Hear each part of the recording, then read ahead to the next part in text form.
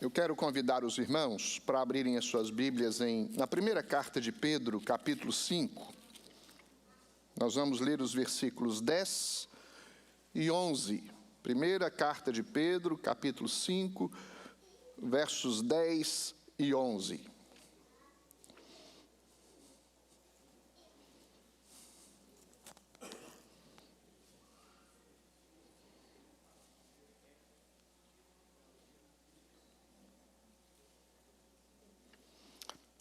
Diz assim a palavra do Senhor: Ora, o Deus de toda graça, que em Cristo vos chamou à sua eterna glória, depois de terdes sofrido por um pouco, Ele mesmo vos há de aperfeiçoar, firmar, fortificar e fundamentar.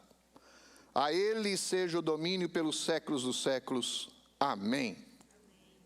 Vamos ler juntos o verso de número 10 e 11?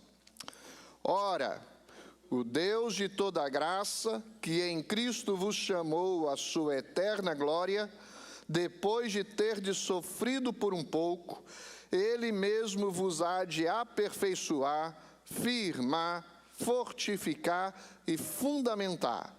A Ele seja o domínio pelos séculos dos séculos. Amém. Quero compartilhar com vocês hoje sobre o tema o Deus de toda graça. O Deus de toda graça. Uma das coisas que nós vamos observar neste texto, meus irmãos, é a realidade que a palavra de Deus apresenta para nós de que crentes também passam por sofrimentos. Mas nem sempre nós entendemos isso. Nós não conseguimos compreender aqueles que creem no Senhor, o Deus da vitória, o Deus da graça, o Deus da bondade, o Deus da que faz dos cristãos bem-aventurados, permite que passemos por provações, por lutas, por dificuldades, por sofrimentos. E nós temos a capacidade de questionar isso o tempo todo. Nem sempre temos a capacidade de entender as coisas como elas são, mas temos uma grande capacidade de questionar. Perguntamos o tempo todo por quê, por quê, por quê. E no que diz respeito ao sofrimento, nós questionamos por que sofremos. Cremos no Criador, cremos no Senhor, entregamos nosso coração, a nossa alma, a nossa vida ao Senhor e passamos por isso. E às vezes até comparamos a intensidade dos sofrimentos, olhamos para ímpios que vivem com muito menos sofrimentos do que muitos cristãos. Mas essas coisas não são regras. Existe um poeta brasileiro, de cordel brasileiro, um pernambucano, que relatou numa pequena poesia esses questionamentos, e essa poesia foi muito bem citada por Ariano Suassuna, e na verdade, mas essa poesia foi escrita por Leandro Gomes de Barros. E olha só o que diz essa pequena poesia: se eu conversasse com Deus, iria lhe perguntar: por que é que sofremos tanto quando viemos para cá? Que dívida é essa que a gente tem que morrer para pagar? Perguntaria também: como é que ele é feito, que não dorme, que não come e assim vive satisfeito? Por que foi que ele não fez a gente do mesmo jeito? Porque existem uns felizes e outros que sofrem tanto. Nascemos do mesmo jeito, moramos no mesmo canto. Quem foi temperar o choro e acabou salgando o pranto? É claro que não tem uma espiritualização nesta poesia, mas serve para destacar a nossa capacidade de questionar as coisas. E neste caso aqui, o poeta está questionando o sofrimento. Por que é que nós sofremos tanto?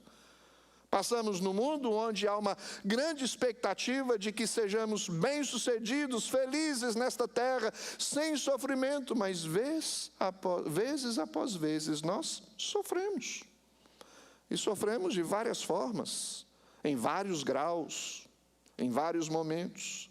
Os sofrimentos não são permanentes, mas nós percebemos no texto que nós lemos que por um pouco nós sofremos.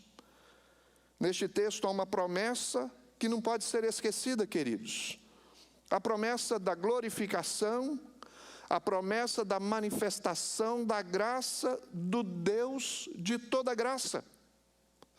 enquanto nós vivermos neste mundo, nós viveremos debaixo da graça do nosso Deus, que nos envolve em todo o tempo, que nos abraça em todo momento, inclusive nos momentos de sofrimento. E eu espero que Deus nos dê clareza para compreender a graça quando nossa lógica não compreende as experiências. Porque nós descansamos num Deus poderoso, Criador de todas as coisas. Por que é que Deus não nos fez do mesmo jeito? Porque Ele é o Criador. Normalmente o Criador é superior à coisa que é criada por Ele. E nós somos criados pelo Senhor. Somos submissos a Ele e lhe prestamos contas de toda a nossa vida. Nós observamos também neste texto que um dia nós seremos glorificados. Mas nós vamos sofrer por um pouco. Desde a igreja primitiva, meus irmãos, tem havido conexão entre os cristãos professarem a fé e logo em seguida suas experiências de sofrimentos. É possível nós observarmos isso, por exemplo, na vida dos discípulos, dos apóstolos. Inclusive o apóstolo Pedro, nós sabemos muito bem o quanto que ele sofreu por anunciar o nome de Cristo, ao pregar, por exemplo, aos judeus, as perseguições que vieram sobre ele, as acusações que vieram sobre ele. E olha, queridos, fazia isso debaixo da direção e capacitação do Espírito Santo de Deus. Um dos personagens que se destaca, inclusive, após o dia de Pentecoste, registrado lá em Atos capítulo 2, foi o apóstolo Pedro. Pregou ousadamente, encorajadamente, ele pregou a palavra de Deus poderosamente, muitos se converteram, muitos vieram a conhecer o Evangelho por meio da sua pregação. Igrejas foram formadas a partir de então. Por onde os discípulos passavam, uma das coisas que era comum na prática dos discípulos é plantar uma igreja. Vamos começar uma igreja aqui.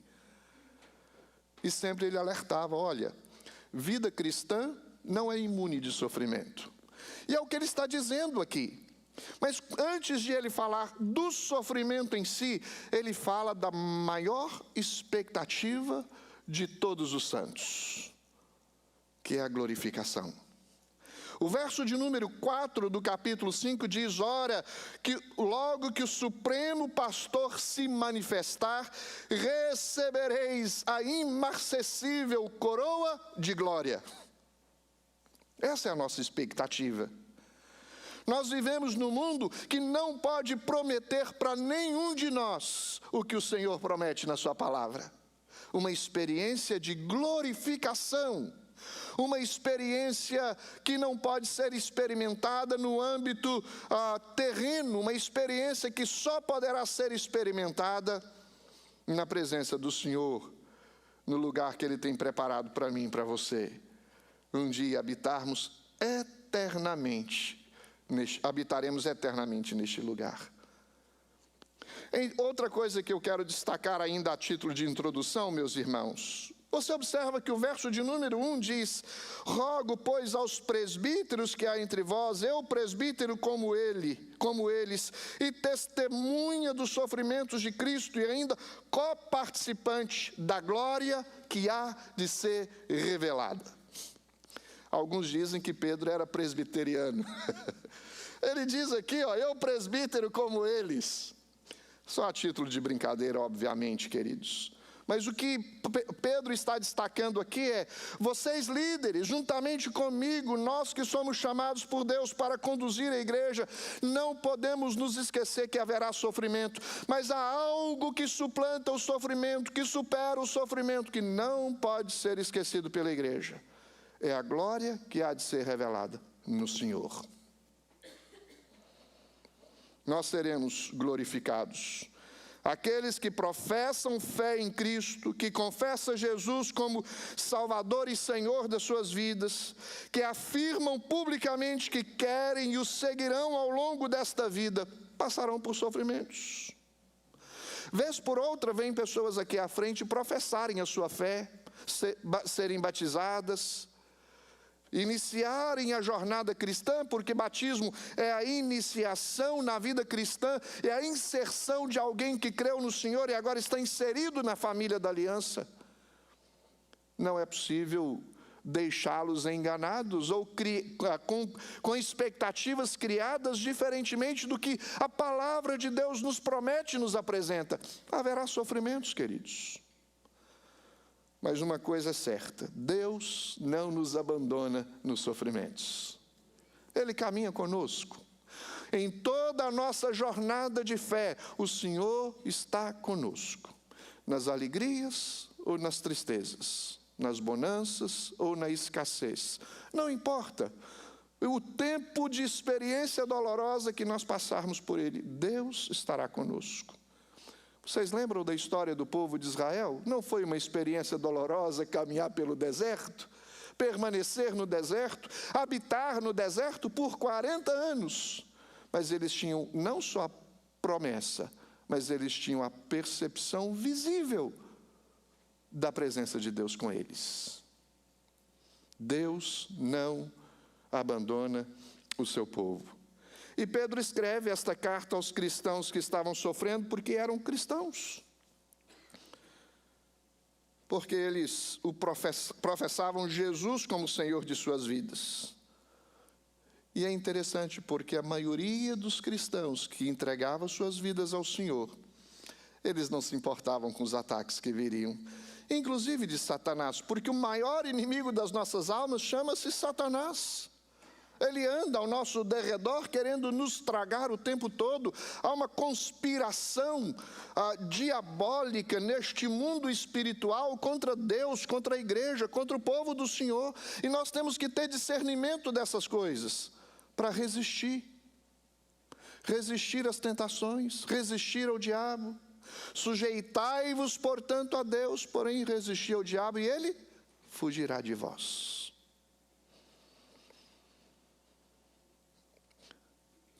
Pedro escreveu aos cristãos que professaram a sua fé, para que eles se mantivessem firmes diante dos sofrimentos, mas não se esquecessem que a glória é uma promessa inabalável e que ninguém pode desfazê-la. E enquanto nós caminhamos para a glória, nós enfrentamos sofrimentos. Mas o texto que nós lemos diz que o Senhor há de nos aperfeiçoar, que o Senhor há de nos capacitar, de nos firmar, de nos fundamentar. E nós vamos ver algumas coisas em relação a isso. Primeira coisa que eu quero destacar, meus irmãos, na verdade destacarei 3 coisas no decorrer desta mensagem. Primeiro, a graça que chama, porque o tema da mensagem é o Deus de toda graça, não será restringida apenas a estas 3 coisas que eu vou mencionar aqui, porque a graça de Deus é abundante, mas eu quero destacar a graça que chama, a graça que protege e a graça que capacita. Porque, na verdade, nós temos uma glória futura, mas um presente de sofrimento. Alguns imaginam que por pouco tempo, porque o verso 10 diz, ora, o Deus de toda graça, que em Cristo vos chamou à eterna glória, depois de sofrido por um pouco tempo. Pode ser períodos que às vezes particularmente passamos, hora por outra, mas como povo de Deus, como igreja de Deus, enquanto nós permanecermos neste mundo, haverá sofrimentos. Jesus disse que no mundo tereis aflições, mas tem de bom ânimo. Nossa jornada neste mundo, comparada com a eternidade, não é nada, queridos. Podemos viver aí 80, 90, 100 anos, comparado com a eternidade que passaremos com o Senhor. Não é nada. Vamos destacar então a graça que chama. Ora, o Deus de toda graça, que em Cristo vos chamou à sua eterna glória. É Cristo quem chama. É o Senhor quem nos faz ouvir o Evangelho da graça, e ao ouvirmos o Evangelho da graça, os que têm o coração regenerados pelo Espírito Santo, ouvem o chamado do Senhor.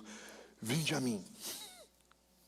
E nós nos colocamos diante do Senhor e o confessamos e o declaramos como Senhor e Salvador da nossa vida. A graça é um favor imerecido de Deus.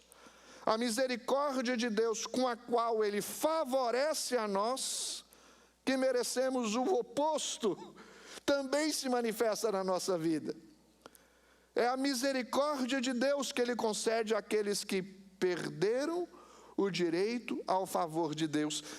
Mas o que significa isso? Perder o direito do favor de Deus? Você lembra lá desde a criação, o favor de Deus era sobre a obra-prima da sua criação. Mas pecaram contra Deus, se rebelaram contra o Senhor, afastaram, viraram as costas para o Senhor, se afastaram do Senhor, se protegeram, quiseram o distanciamento do Senhor. E algo precisava consertar essa situação. E é o Deus de toda graça que chama cada um que crê no nome do Senhor a um estado diferente daqueles que adquiriram depois da queda. De perdidos e condenados eternamente, agora salvos e livres para a vida eterna. É o chamado para a glorificação, para estarem na presença do Senhor. No Éden, o homem era objeto do favor de Deus. Mas quando peca, perde o favor de Deus e conquista ou recebe sobre si a própria ira do Senhor. Mas e aí a gente faz um questionamento, e agora? Com essa situação, como nós podemos nos livrar desta condição, uma vez que pecamos e recebemos a ira de Deus, a promessa de Deus que dizia que aquele que pecar morreria, ou seja, a desobediência traria uma consequência inevitável, não tem nada que nós podemos fazer para reverter. Mas havia a promessa do Salvador, havia a promessa de Jesus, o Deus, é Deus quem promete a salvação daqueles que creem no nome do Senhor. É Deus quem planeja a redenção. É Deus quem envia o Redentor. E é Deus que perdoa aqueles que creem naquele que foi pregado na cruz do Calvário. É graça, queridos. Isso é graça. Quando nós entendemos o Evangelho, isto é graça de Deus. Às vezes nós ficamos questionando se as pessoas sabem ou não compartilhar o Evangelho uns com os outros, e muitos dizem, eu tenho dificuldade, eu não sei, não lembro os textos. Você precisa lembrar a história do Redentor. Quem você era, como Deus criou você como homem, como ser humano. Falando da raça humana, Deus criou o homem perfeito, caiu, pecou contra Deus, não tem condições de se livrar por si mesmo, de reverter esta condição, mas houve uma promessa do Redentor. Jesus viria para esmagar a cabeça da serpente, e todo aquele que cresce nele poderia ser salvo, porque ele levaria sobre si a culpa de todos nós, pagaria pelos nossos pecados, morreria em nosso lugar. E agora, uma vez crendo em Cristo Jesus, nós podemos viver uma vida eterna. Uma vida eterna, mesmo que ainda nós aguardamos o dia da completação desta glorificação. Mas nós já estamos em Cristo Jesus. E seguros por Cristo Jesus, porque ninguém pode nos arrebatar das mãos do Senhor. Ninguém. A graça é o favor misericordioso e amoroso de Deus. Deus é a fonte de toda graça. Deus possui toda a graça. Ele é o doador de toda a graça.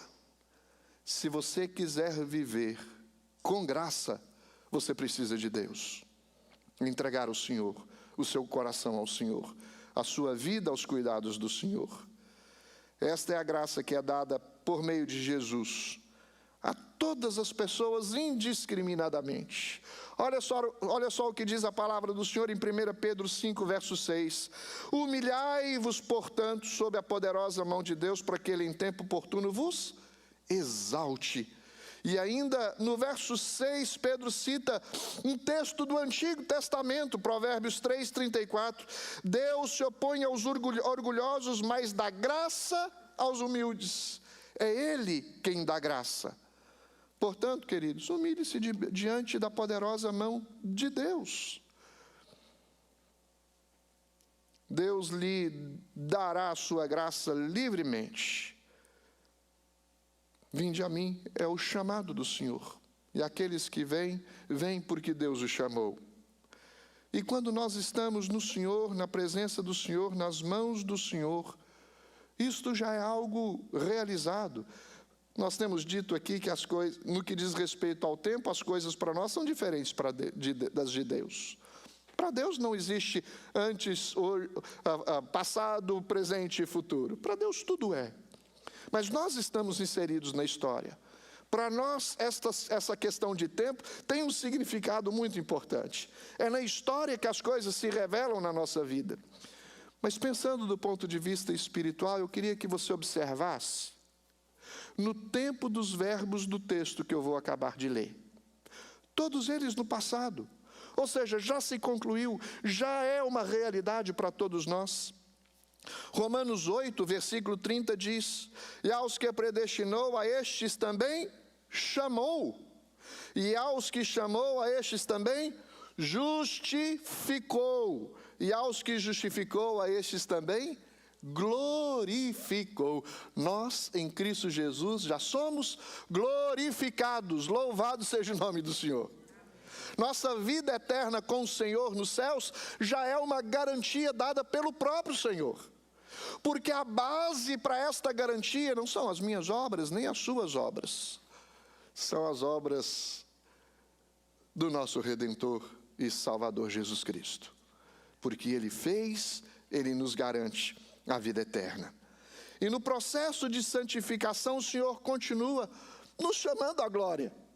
Em outras palavras, nós não podemos titubear, viver como se não houvesse perseguições, problemas, riscos nesta vida, de nos afastarmos das coisas espirituais, mas nos mantermos firmes. Por isso que o final do texto diz que é o Senhor quem há de fortificar e fundamentar você.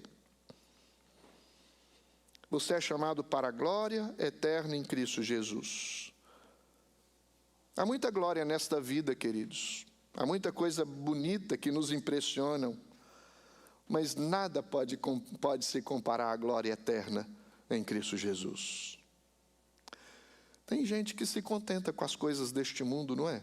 Viver aqui e agora, usufruindo das belezas que o mundo tem. Tem gente que quer, lembra que eu disse anteriormente, se aposentar, ter uma casinha com 2 coqueiros, uma rede amarrada e passar o resto da sua vida balançando na sombra. É muito pouco para aqueles que creem na eternidade com o Senhor. É muito pouco. Deus nos chama para uma experiência que supera qualquer grandiosa experiência nesta vida.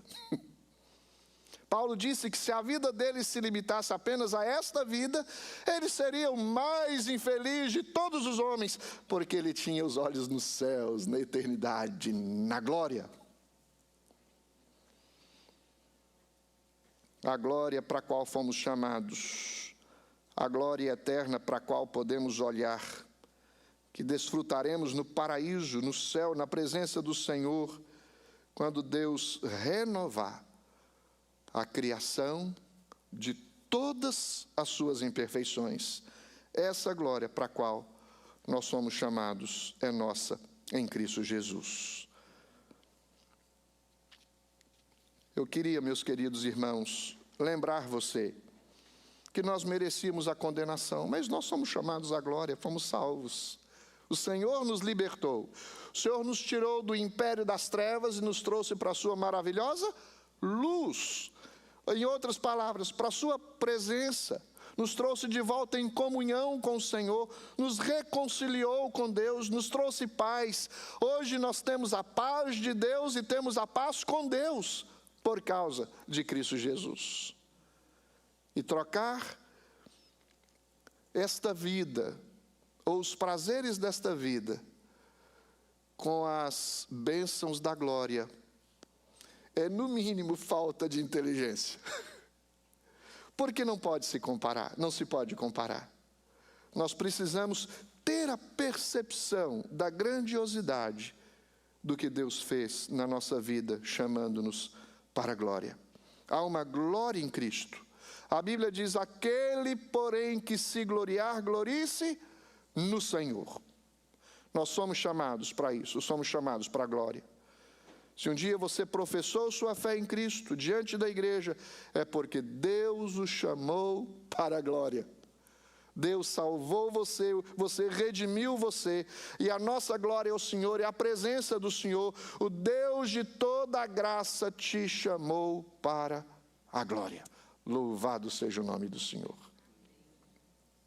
Mas vamos destacar a outra parte que o texto menciona para nós. Porque quando lemos logo no início do verso 10, ora, o Deus de toda a graça, que em Cristo vos chamou à sua eterna glória, depois de ter sofrido por um pouco. Ele não esconde a realidade do sofrimento. Alguns tentam esconder na pregação moderna de que essas coisas são possíveis serem passadas por elas. Mas nós precisamos pregar o que a Bíblia diz, a verdade do Senhor. Ao permanecer neste mundo, nós vamos sofrer por um pouco, porém, a graça que chama é a graça que protege. Deus está conosco. Os sofrimentos presentes não excluem a graça de Deus e não nos faz pessoas ausentes da graça de Deus. Nós recebemos esta graça de Deus também na nossa vida, mesmo enquanto sofremos, depois de ter sofrido por um pouco.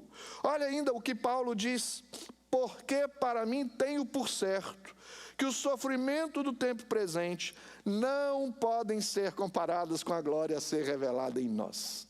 Vai haver sofrimento, mas a glória será maior. A glória será maior.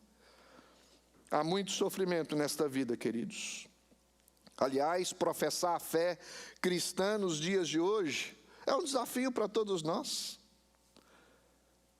Ainda que seja algo extraordinário, maravilhoso de se fazer, e temos que levar Jesus às pessoas para que elas creem no Senhor, mas há sofrimentos. E nós não podemos esconder essa realidade. Viver a vida cristã, viver o cristianismo, declarar a sua fé, professar a sua fé em Jesus, não apenas levantar a mão, mas dizer: Senhor, entrego todo o meu ser ao Senhor.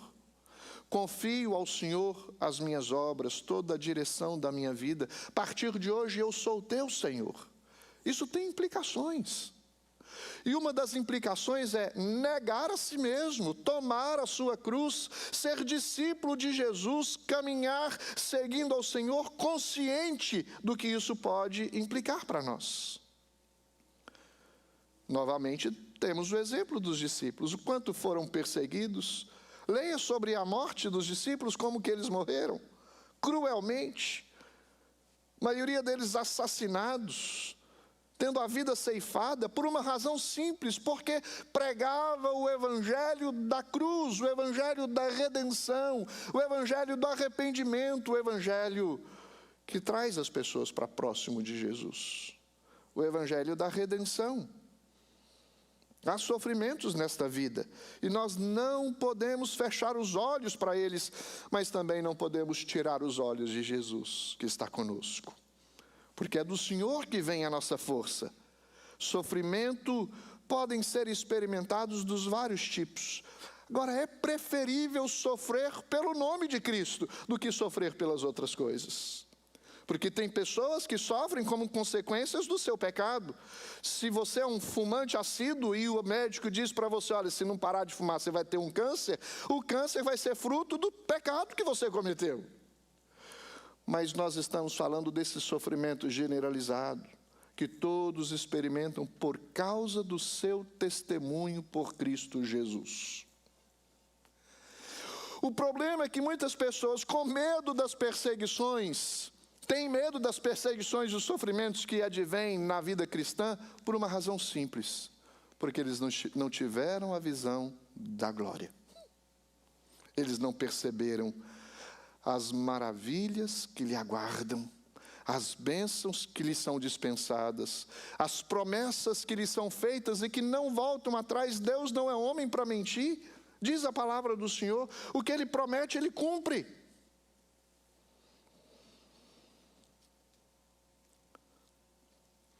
Pedro falou sobre isso no versículo 8 do capítulo 5, O diabo anda como um leão rugindo à procura de alguém para devorar. E o que é que nós temos que fazer? Resistir a ele, nos mantermos firmes, porque você sabe que todas as pessoas que professam a Jesus em algum grau sofrem perseguição. Às vezes na família, às vezes entre os parentes, às vezes na sua própria comunidade, no seu trabalho, no seu círculo de influência. Às vezes não há liberdade. Um dia desse eu assisti um vídeo no YouTube, ou no Instagram, não lembro aonde, o rapaz pregando no meio da rua e veio um senhor e pau no rosto dele. Outros ofendem com palavras. Outros ofendem perseguindo sorrateiramente, dificultando de alguma forma qualquer jornada que poderia ser facilitada ou tranquila.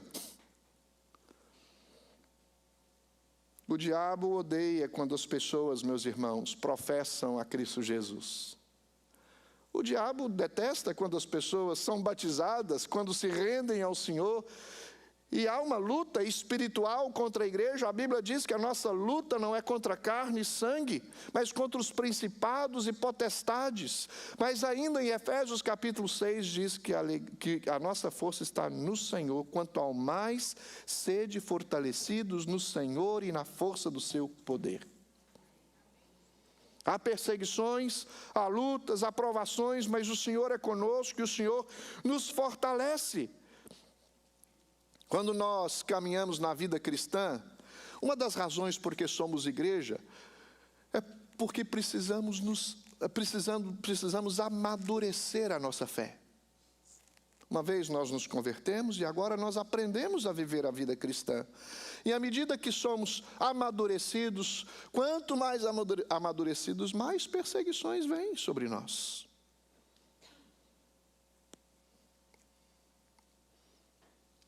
O diabo é como um leão que ruge ao nosso redor procurando alguém para devorar. Mas a gente não precisa ter medo, queridos. Há um outro leão.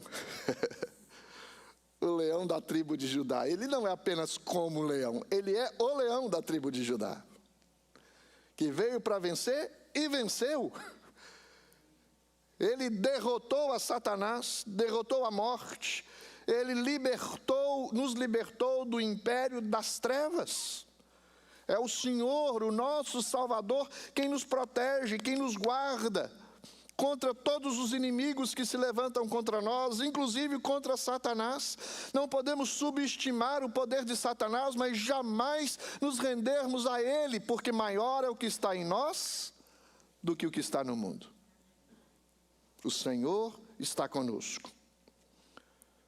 Nosso Senhor Jesus morreu como um cordeiro, mas ressuscitou como leão e esmagou a cabeça do que ruge como leão. Nós não podemos, meus irmãos, nos esquecer desta verdade poderosa que nos faz lembrar da graça que nos protege. Ao longo da carta, Pedro escreveu para encorajar os cristãos que estavam sofrendo nas mãos dos incrédulos. Ele escreveu para as igrejas da Ásia Menor durante o reinado do imperador Nero, um imperador mau.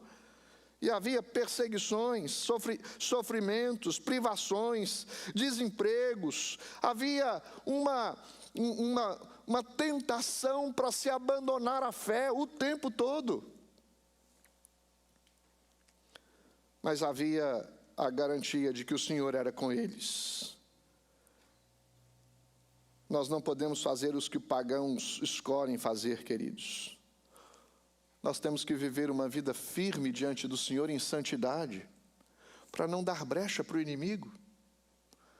Nós temos que vencer com a força do Senhor, e o poder para vencermos está no próprio Senhor.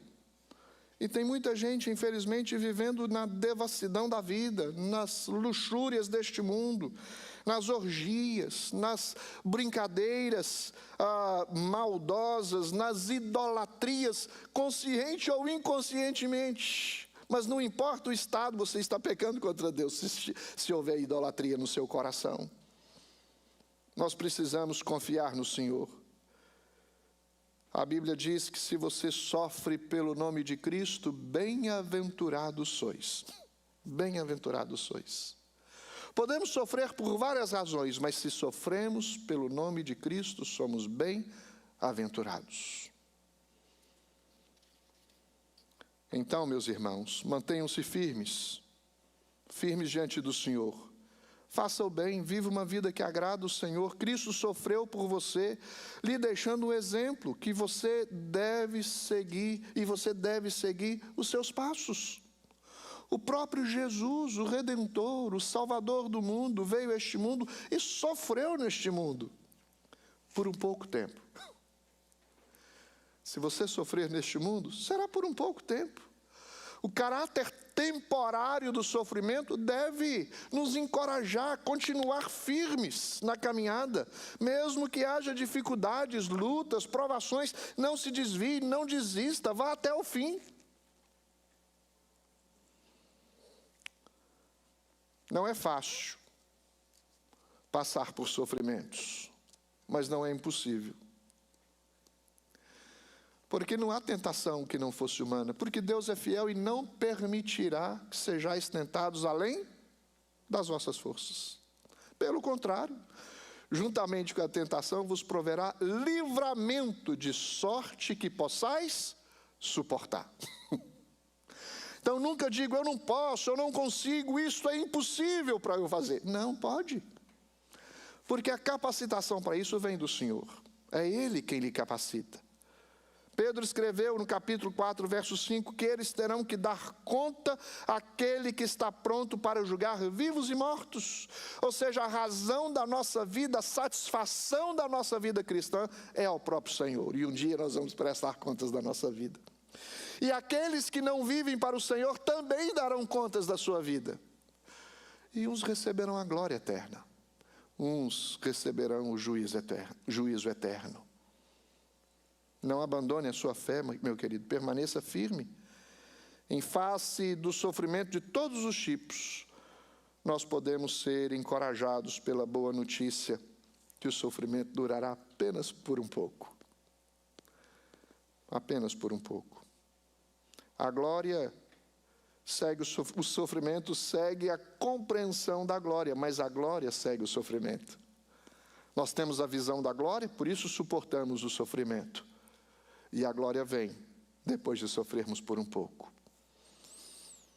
Nós, depois de sofrermos por um pouco, entraremos na glória para as quais o Deus de toda graça nos chamou em Cristo.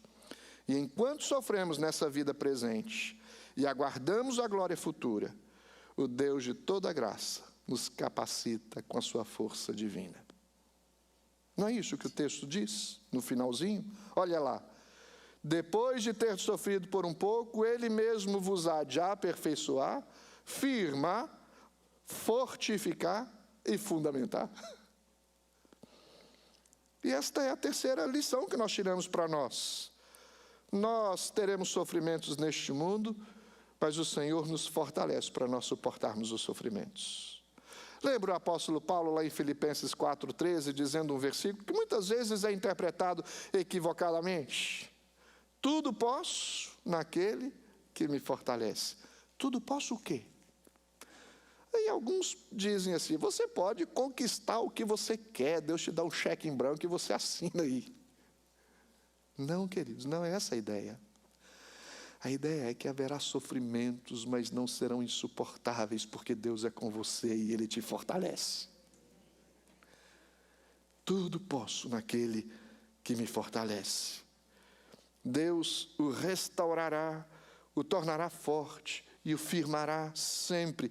Todo o poder pertence ao Senhor e pertence para sempre. Ninguém pode tirar os atributos de Deus, porque Deus é o Criador de tudo e de todos, governa sobre tudo e sobre todos, e é o seu poder que nos restaura. E essas 4 palavras que Pedro usa para descrever o fortalecimento que vem do Senhor sobre nós para enfrentarmos as provações da vida, precisam ser sempre lembradas. É o Senhor que está conosco, que nos fortifica. O que Pedro apresenta para nós aí? O que Deus faz enquanto nós lutamos nesta jornada? Enquanto olhamos o pecado que não queremos está sempre diante de nós, olhamos o bem que nós almejamos e parece que é tão difícil praticar, nós nos lembramos que é o Senhor quem nos capacita. O Deus de toda graça nos capacita. E aí quais são as palavras que são mencionadas? Porque por meio do Espírito Santo, esta palavra, ela nos coloca numa posição de encorajamento, de confiança plena no Senhor, de certeza de que Deus levará a nossa jornada a bom termo. E olha só, primeiro Ele há de nos aperfeiçoar. Eu olhei essa palavra aperfeiçoar no dicionário bíblico e a ideia é de emendar, endireitar, restaurar. Em outras palavras, nós estamos num processo. O Senhor começou uma boa obra em nós e Ele há de terminar. É Ele quem completa. Enquanto nós passamos neste mundo, nós estamos num processo de transformação contínua. A palavra se refere, meus irmãos, a conserto. A ideia de redes rasgadas que são consertadas aqui. O pescador os conserta e as restaura para que sejam eficazes. Porque lembra que nós somos chamados para a igreja para nós amadurecermos na fé, mas também para nós sermos lançadores de rede. O mundo é o mar, os homens são peixes e o evangelho é a rede lançada pela igreja para pescar homens para o Senhor. E nós somos capacitados, aperfeiçoados pelo Senhor. Não apenas aperfeiçoar, uma outra palavra. O Senhor também nos firma, Ele há de firmar. Deus continua trabalhando em você e faz você forte em sua fé, firme, imutável, inflexível, porque há uma doutrina chamada perseverança dos santos e quem garante isso é o Senhor. Tem um texto que foi lido aqui hoje. Firme está o meu coração, ó Deus. Cantarei e entoarei louvores de toda a minha alma. Você já observou que tem pessoas que não importa o dia nem a hora que você chega perto dela e a cumprimenta e diz, firme? Ah, pastor, tá não. Tá difícil demais. Eu não aguento mais. É só sofrimento. Nós precisamos lembrar que quem nos firma, quem nos fortalece, quem nos firma, e também, em terceiro lugar, quem nos fortifica é o Senhor. Ele permite que você lide com os estresses da vida, com as crises da vida, confiando que você será forte para vencê-las. Porque a força que está em você é a força do Senhor. É a capacitação que vem do Senhor, que te envolve e te ajuda a passar por todos os tipos de experiências. E finalmente Ele te fundamenta, ou seja, torna você estável. Sobre que base que você está fundamentado? Não é? Se você construir uma casa sobre areia, qual a chance dela cair? Mas se você constrói uma casa sobre a rocha, não é muito menor a chance dela cair do que na casa que é construída sobre areia? Qual é a rocha sobre a qual a nossa vida espiritual ela é edificada? Chama-se Jesus. Jesus é a rocha, é a pedra angular. E a palavra se refere a essa fundamentação, quando Pedro diz assim que o Senhor há de lhes fundamentar, está dizendo, vai lhes manter firme, porque vocês estão sendo edificados sobre a rocha. Se nós juntarmos essas 4 palavras que descrevem o que Deus faz por nós, nós podemos olhar para a vida com uma expectativa mais positiva, queridos. A vida abundante não exclui o sofrimento, mas traz paz ao coração. Não é uma diferença enorme?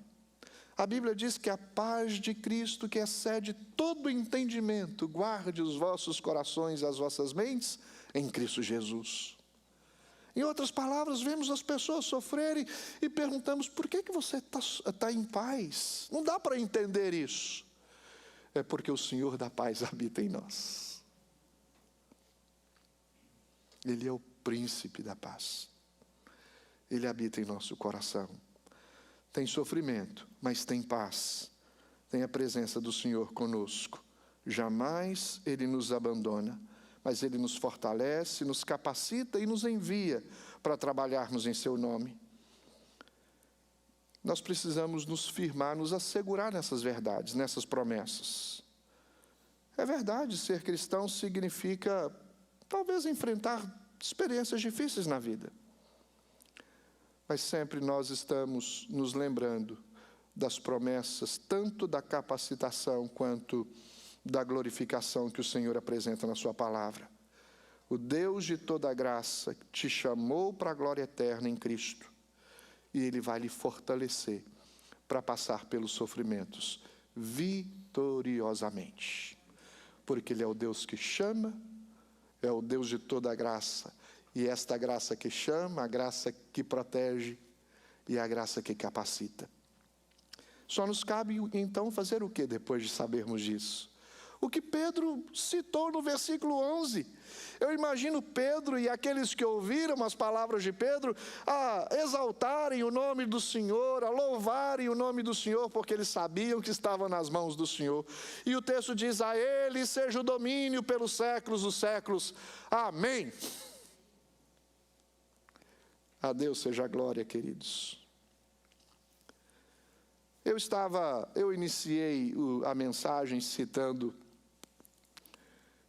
o poeta de cordéis lá de Pernambuco, com aquelas indagações a respeito dos sofrimentos da vida. Mas quando nós ouvimos as promessas do Senhor, nosso coração descansa em Deus. Em outras palavras, nós sabemos que tudo coopera para o bem daqueles que amam o Senhor, daqueles que são chamados segundo o seu propósito. Você crê nisso, queridos? Aí eu pensei em alguma poesia que pudesse contrastar aquilo que eu disse no início. Eu me lembrei de uma letra de uma música que talvez você conheça. E ela diz assim: minha fé não está firmada nas coisas que podes fazer. Eu aprendi a te adorar pelo que és. Dele vem o sim e o amém. Somente dele e mais ninguém. A Deus seja o louvor. Se Deus fizer, Ele é Deus. Se não fizer, Ele é Deus. Se a porta abrir, Ele é Deus. Se a porta, mas se fechar, continua sendo Deus. Não adoro pelo que Ele faz, eu adoro pelo que Ele é. Haja o que houver, sempre será Deus, o Deus de toda graça. Vou pedir para acrescentar na música esse finalzinho aí. O Deus de toda graça. Ele ama você, queridos. E Ele não vai deixar você passar pelo sofrimento sozinho, não. Não perca os olhos da glória que lhe é prometida. Enfrente firme as provações e glorifique ao Senhor com a sua vida, porque Ele é o Deus de toda graça. Feche os seus olhos. Coloque a sua vida diante do Senhor. Quem sabe você esteja passando por sofrimento. E até mesmo indagando ao Senhor por algumas experiências difíceis. Por que, Deus, eu passando por isso? Descanse no Senhor. Deus é Deus em todo o tempo. Não importa o que acontece neste mundo, Ele não perdeu o controle das circunstâncias ao nosso redor. Ele é Deus. Ele nos chama, Ele nos protege e Ele nos capacita para continuarmos nessa jornada de fé firmes. Deus, nós pedimos que o Senhor aplique essa palavra no nosso coração. Não nos deixe esquecer dessas verdades, nem das promessas do Senhor. É o Senhor quem está conosco, quem nos fortalece, quem nos capacita e quem nos protege. Ajuda-nos a crer nessas verdades e a viver uma vida de gratidão ao Senhor. E nós oramos em nome de Jesus. Amém.